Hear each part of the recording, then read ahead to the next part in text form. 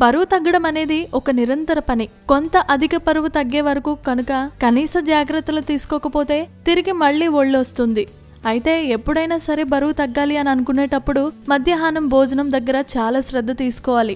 ఎందుకంటే మధ్యాహ్నం భోజనం ఎక్కువగా ఉండకూడదు. అలా అని తక్కువ తీసుకుంటే పోషకాహార లోపం వస్తుంది.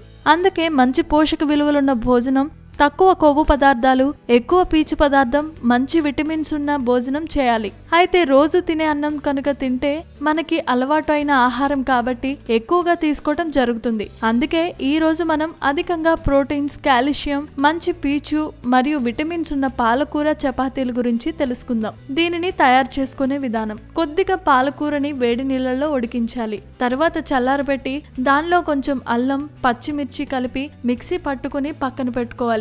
ఆ తర్వాత గోధుమ పిండిలో ఈ పాలకూర పేస్ట్ వేసి కొద్దిగా పాలు, నీళ్లు, ఉప్పు వేసి చపాతీ పిండిని మెత్తగా కలుపుకోవాలి. తర్వాత దీనిని ఉండలుగా చేసుకుని ఒత్తుకొని పెనం మీద కాల్చుకోవాలి. ఇలా గనక చేస్తే వేడివేడి పాలకూర చపాతీలు రెడీ. ఈ చపాతీలు ఎప్పుడు తీసుకోవాలి?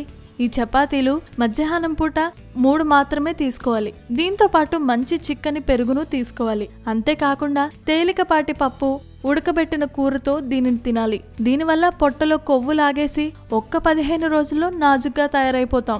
ఆరోగ్య సూత్ర అనే ఛానల్ ద్వారా మీకున్న సమస్యలు గాని, మీకున్న అనేక రకమైన అపోహలు గాని తొలగించుకోవాలి అనుకుంటే సింపుల్ గా మా ఛానల్ ని సబ్స్క్రైబ్ చేసుకోండి. మా ఛానల్ పేరు తెలుసుగా, ఆరోగ్య సూత్ర.